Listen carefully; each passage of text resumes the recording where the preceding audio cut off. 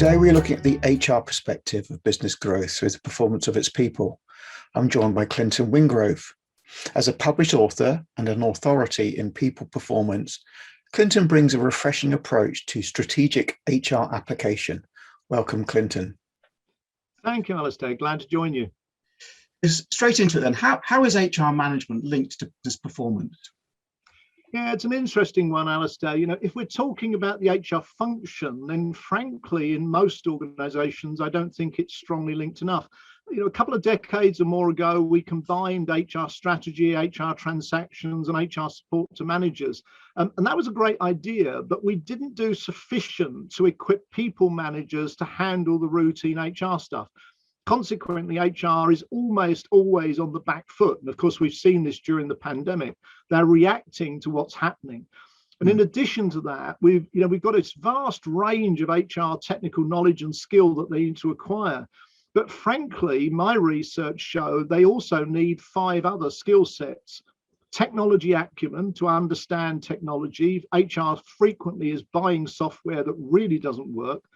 Analytical acumen so that they can actually demonstrate the business value of the strategies and processes they're putting in place. And business acumen, being able to talk the business language. And it's all very well having a seat at the board, but if you're there to bring the donuts, it doesn't help. You've got to be able to make an impact. And that really requires the other 2, which is they've got to develop courage to be able to go and stand in front of the board. Yeah, and I often say I'll equip HR professionals to stand in front of the board, say no, and come out still with a job. And that means they've got to have some personal impacts and personal effectiveness. So, yeah, in big organizations, yeah, they've obviously got the capacity, but in smaller organizations, I think HR struggles to be linked directly to business performance. So you mentioned people a number of times there. What are the options to improve business performance through its people?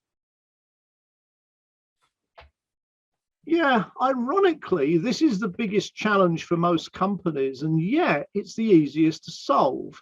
Yeah, there's a number of things we've got to do. Firstly, we've got to stop rewarding people who excel at something other than managing people by giving them people to manage. Yeah, if I've got a plumbing problem, I'm not going to give that to a guy who just did some excellent electrical work for me. And we are still promoting people because they excel at one thing, but it's not managing people. Secondly, we've also then got to start training anyone who's interested in people management how to do it so that they can then make the decision a second time when they're informed about what it demands. In my research, about half of people managers actually don't like managing people. Yeah, they only discovered that after they got the job.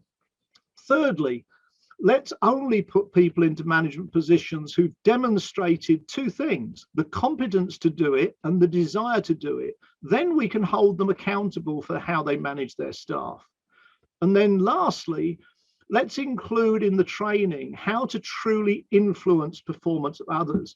We know how to do that. You can do it through day-to-day contact, and it really is simple to do. But we put in place these antiquated processes which never did work, don't work, and typically will not work in the future. Okay. Interesting. And I guess there are people in here talking, looking at this, thinking about next stage of their growth. How does the HR function vary according to the size of the business? Yeah, I mean, anyone who's joined a small business which has grown will know that the HR functions dramatically changes as that growth takes place. You know, in the early days, HR is typically tightly linked with senior management, often the CEO, the MD or whatever. Yeah. So on the one hand, they help to get, the business suitably resourced, they get it operational. On the other hand, they also help the organization avoid legal traps that lay in the way.